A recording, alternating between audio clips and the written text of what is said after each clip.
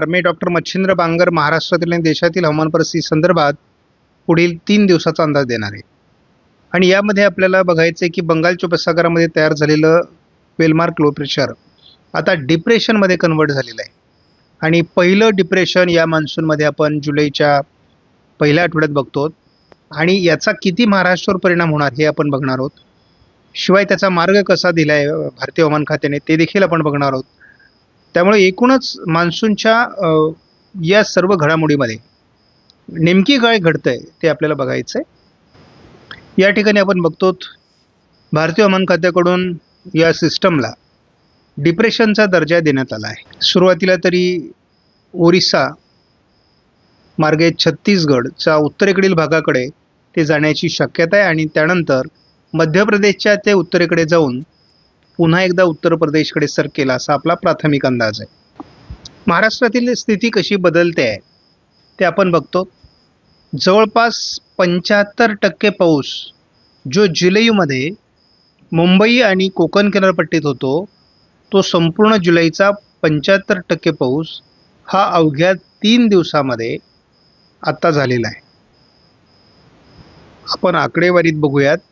आता सरासरीच्या दरम्यान मुंबईने सरासरी ओलांडली आहे जुलै महिन्याची आणि संपूर्ण मान्सूनची. पालघरनी सुद्धा सरासरी ओलांडली आहे. गोंदियाने सरासरी ओलांडली आहे. आता अवघी सरासरी पुणे जिल्ह्यात फक्त -4.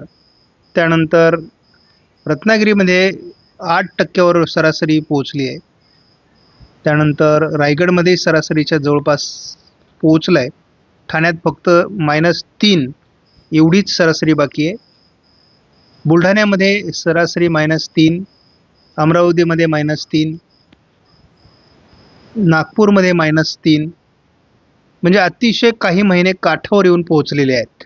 त्यामुळे बऱ्याच जिल्ह्यांमध्ये मान्सूनच्या सरासरीच्या जवळपास आकडेवारी पोहोचलेली आहे. बाकी जिल्ह्यांमध्ये ज्या ठिकाणी आपल्याला नंदुरबारमध्ये एक दुष्काळी क्षेत्र दिसते आणि ज्या ठिकाणी रेड कलर दिलेला आहे त्या ठिकाणी देखील 50% पावसाचं जी घट आहे ती आता बऱ्याच प्रमाणात कमी झाली. आता आपण विभागवार बघूयात. कोकण आणि गोव्यामध्ये फक्त -3% म्हणजे जवळपास 97% पाऊस झाला आहे. मध्य महाराष्ट्रामध्ये 28% घट आहे, म्हणजेच जवळपास 72% आपण पावसाची मर्यादा आलेली आहे. त्यानंतर तीच परिस्थिती 28%वरच मराठवाडा आहे, म्हणजे मराठवाड्यातही 72% पाऊस झालेला आहे. त्यानंतर आपण विदर्भाची परिस्थिती बघतो -11%, म्हणजे जवळपास 89% पाऊस विदर्भात देखील सरासरीच्या पोहोचलेला आहे. आणि संपूर्ण महाराष्ट्राची सरासरी आज 85%वर पोहोचलेली आहे. आणि हा अतिशय महत्त्वाचा अंदाज आहे, कारण आपण अख्खा कोरडा जून बघितला होता, 60% पाऊस फक्त झाला होता आणि ही सरासरी आज 85%वर अवघ्या 4-5 दिवसामध्ये पोहोचलेली आहे. अजूनही बऱ्याच विभागात पाऊस होतोय. बंगालच्या उपसागरात डिप्रेशन तयार झाल्यामुळे त्याचाही परिणाम महाराष्ट्राच्या हवामानावर होणार आहे आणि तो कसा होणार आहे ते आपण बघणार आहोत. 2 तारखेनंतर मान्सूनने फार प्रगती केलेली नाही आहे, परंतु उरलेला जो काही भाग आहे राजस्थान आणि गुजरातचा तो 8 तारखेपर्यंत पूर्णपणे कव्हर होणार आहे. त्यामुळे आपल्या आता मान्सूनविषयी फार चर्चा करण्याची आवश्यकता नाही. आपण जर सध्या देशातील पावसाची परिस्थिती 1 जूनपासून 5 जुलैपर्यंत बघितली तर आता केवळ 24% घट राहिलेली आहे. म्हणजे 76% पाऊस हा जवळपास भारतामध्ये नोंदला गेला आहे आजच्या तारखेला. त्यामुळे एक अतिशय सकारात्मक अशी जुलैची सुरुवात आहे. जूनने जरी आपल्याला 60%च पाऊस दिला होता तरी आता मात्र त्यात बऱ्यापैकी सुधारणा झाली आहे. गेल्या 24 तासाचा जर आपण अंदाज घेतला तर या पट्ट्यामध्ये रेड अलर्ट देण्यात आलेला होता आणि तो रेड अलर्ट बरोबर ठरलेला आहे, कारण महाराष्ट्राच्या सर्वदूर पावसाच्या सरी काही ठिकाणी विखुरलेल्या स्वरूपात तर काही ठिकाणी रिमझिम स्वरूपात त्या बरसलेल्या आहेत. आता आज जो पाऊस झालेला आहे गेल्या 24 तासात किंवा 48 तासात हा मुंबई परिसरामध्ये 250 ते 300 मिलीमीटरपर्यंत त्याची 24 तासात नोंद झालेली आहे. त्याच पद्धतीचा पाऊस थोडा छत्तीसगड आणि ओरिसामध्ये झालेला आहे. दक्षिण गुजरातमध्ये देखील अशाच प्रकारचा पाऊस झाला आहे. म्हणजे 200 मिलीमीटरपेक्षा जास्त पावसाची नोंद 24 तासामध्ये या भागात झालेली आहे. तर आपण बघतो विखुरलेल्या स्वरूपात मराठवाडा, विदर्भ, पश्चिम महाराष्ट्र, मध्य महाराष्ट्र आणि उत्तर महाराष्ट्र देखील आज पावसाच्या नोंदी झालेल्या आहेत. आपण जर या मॉडेलमध्ये बघितलं तर आपल्याला या ठिकाणी स्पष्टपणे जाणवतंय की या ठिकाणी जे डिप्रेशन तयार झालेलं आहे ते आता पुढे पुढे येत आहे आणि या डिप्रेशनमुळे या मराठवाड्याच्या भागामध्ये, उत्तर महाराष्ट्रामध्ये आणि कोकण किनारपट्टीला सर्व दूर घाटमाथ्यासहित पाऊस होणार आहे. आणि जरी या ठिकाणी आपल्याला थोडा पाऊस कमी वाटत असला तरी याही ठिकाणी कामापुरता पाऊस होणार आहे. या ठिकाणी आपण बघतो की 2 सिस्टम विकसित झालेल्या आहेत. सध्या एक सिस्टम आहे ती मुंबईच्या आजूबाजूने आहे, दुसरी सिस्टम डिप्रेशनच्या स्वरूपात आता छत्तीसगडकडे सरकते ओरिसावरून. या दोन्हींच्या ट्रपमध्ये महाराष्ट्र आहे आणि गेल्या 24 तासामध्ये महाराष्ट्रात सर्वदूर मात्र विखुरलेल्या स्वरूपात पाऊस झालेला आहे. बऱ्याच ठिकाणी झडीचा पाऊस झालेला आहे.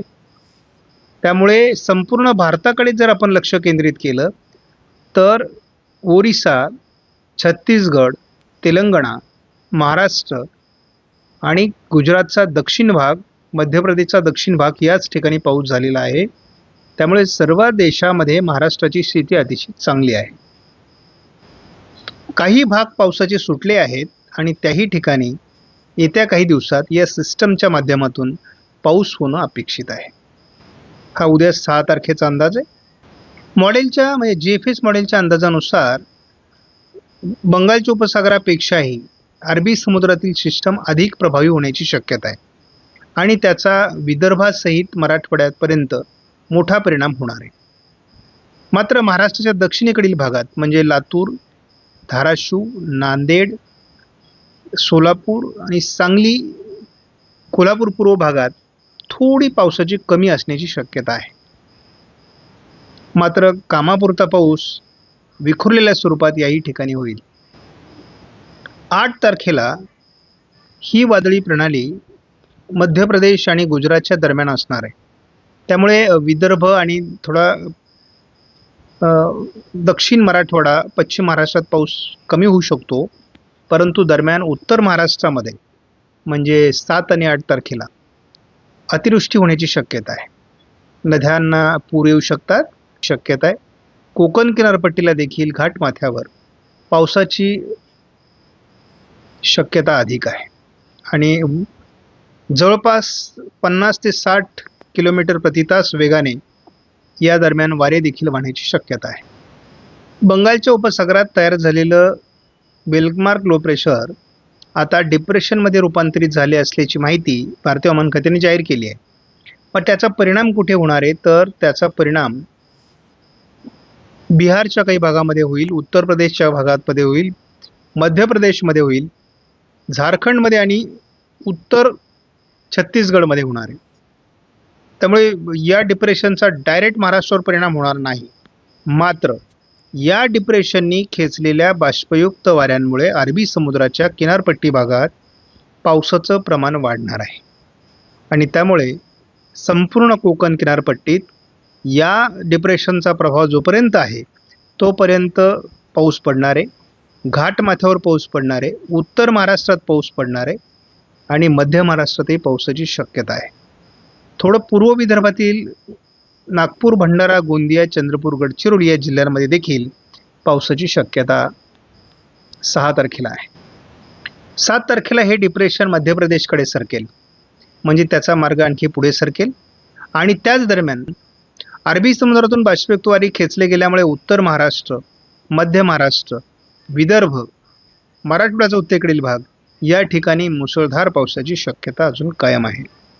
त्याच दरम्यान कोकणातही पाऊस कायम राहील. ECMWF मॉडेलने विदर्भात, खास करून संपूर्ण विदर्भामध्ये मुसळधार पावसाची शक्यता 8 तारखेला व्यक्त केली आहे. हलक्या स्वरूपातील पावसाची शक्यता 8 तारखेला